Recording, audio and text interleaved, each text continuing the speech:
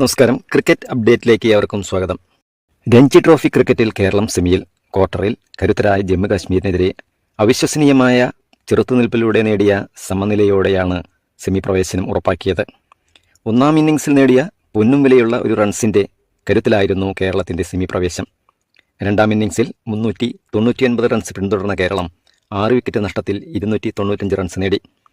ആദ്യ ഇന്നിംഗ്സിൽ സെഞ്ചുറിയും രണ്ടാം ഇന്നിംഗ്സിൽ 44 റൺസ് നേടിയ സൽമാൻ നിസാർ കളിയിലെ താരമായി. രഞ്ജി ട്രോഫി ചരിത്രത്തിൽ ഇത് രണ്ടാം തവണയാണ് കേരളം സെമിയിൽ പ്രവേശിക്കുന്നത്. 2018-19 സീസണിലായിരുന്നു കേരളത്തിൻ്റെ ആദ്യ സെമി പ്രവേശനം. ജമ്മു കാശ്മീരിൻ്റെ ഒന്നാം ഇന്നിംഗ്സ് സ്കോറായ 280 റൺസിന് മറുപടിയായി സൽമാൻ നിസാറിൻ്റെ സെഞ്ചുറി കരുത്തിൽ 281 റൺസ് കേരളം നേടിയിരുന്നു. രണ്ടാം ഇന്നിംഗ്സിൽ വിജയപ്രതീക്ഷയിലായിരുന്ന ജമ്മു കാശ്മീരിനെ മുഹമ്മദ് അസറുദ്ദീനെ കൂട്ടുപിടിച്ച് 7ാം വിക്കറ്റ് കൂട്ടുകെട്ടിൽ പടുത്തുയർത്തിയ ചെറുത്ത് നിൽപ്പാണ് കേരളത്തിന് സമനില നേടിക്കൊടുത്തത്. ആദ്യ ഇന്നിംഗ്സിലെ 1 റൺസിന്റെ ലീഡിൽ കേരളം സെമി ഉറപ്പിക്കുകയായിരുന്നു. 17-ന് തുടങ്ങുന്ന സെമിയിൽ ഗുജറാത്താണ് കേരളത്തിന്റെ എതിരാളികൾ.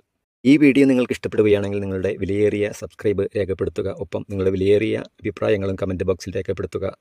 മറ്റൊരു അപ്ഡേറ്റുമായി വരുന്നതുവരെ നന്ദി, നമസ്കാരം.